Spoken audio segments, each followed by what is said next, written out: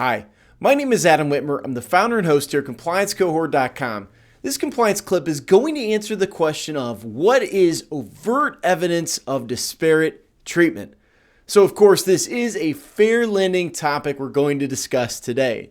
Now, in order to answer the question of what is overt evidence of disparate treatment, I want to briefly explain where this terminology comes from. In fact, this is one of three things that is a type of discrimination that is recognized by the court. So the first type is overt evidence of disparate treatment. The second type is what we call comparative evidence of disparate treatment. And the third type is evidence of disparate impact. And these are topics we will discuss in other videos.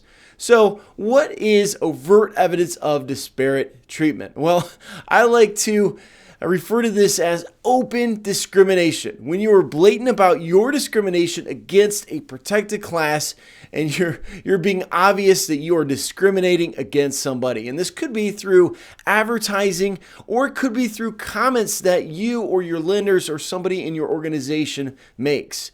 I like to refer to it as stupid statements, things you should not say. Now, there are many examples of overt evidence of disparate treatment that I could come up with hypothetically, but in reality, we rarely see overt evidence in financial institutions. The reason being is our lenders should, in today's day and age, understand that they cannot make certain comments. That said, just a few days ago, one of my wife's friends was applying for a mortgage loan, and her lender told her, and I kid you not, her lender said, go get a man, get married, come back, and we will do a loan for you. I kid you not, that's what this person said. Now, how would that be discrimination? Well, that would be discrimination based on marital status. That is a problem. But this lender said, go get a man or get married, and then we'll do the loan for you. That is a problem, and I advise that person to seek counsel, to complain, and to try somebody else to get the loan, because that is not an acceptable denial reason by any means. In fact, that was something I heard just a few days ago, but I rarely hear this brought up. But there are some examples we could see. For example, if your lender said something like this: well, we really don't like to lend to Native Americans. I know you're a Native American, and we really don't like to lend to your people. But the law says we have to, so if you'd like to apply, you absolutely can, if you want to. So that would be a problem, because even if you discriminated even if you made a statement like that appeared to discriminate, but you ended up closing the loan, and your lenders did something like that. They closed the loan, and even if that applicant, who was a Native American, ended up not getting treated differently at all, it would be considered discrimination. Because to be discrimination, the creditor doesn't have to act on the statement. Just saying it becomes discrimination, and that in and of itself is considered overt evidence of disparate treatment.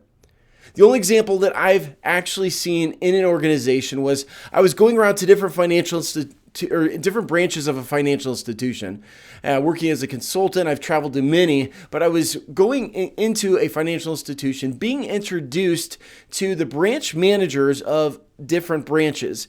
And as I went into one particular branch, I was greeted by the assistant branch manager, not the branch manager.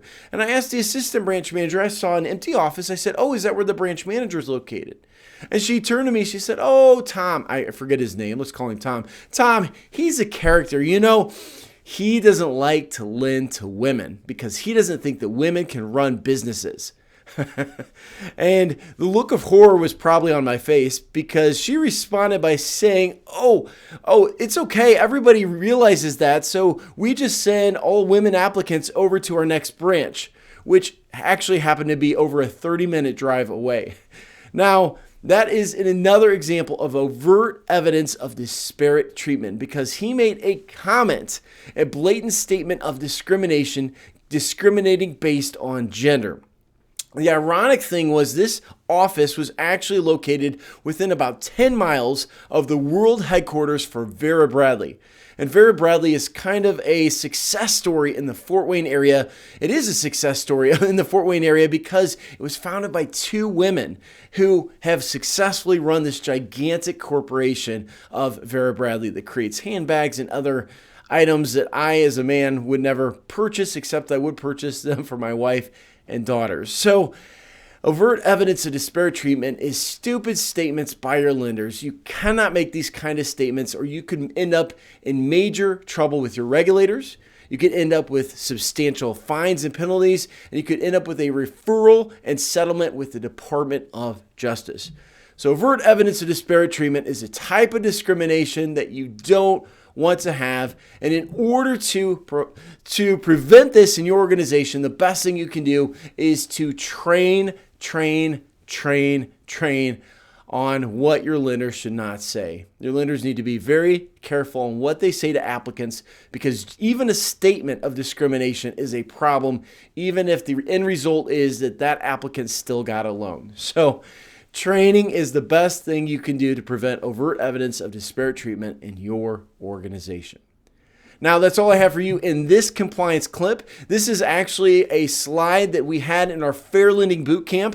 Our Fair Lending Bootcamp is a day-long virtual seminar that we put on that's available in our store, compliancecohort.com/store. So if you want more training, we actually have 6 full hours of training in our Fair Lending Bootcamp that you can take a look at.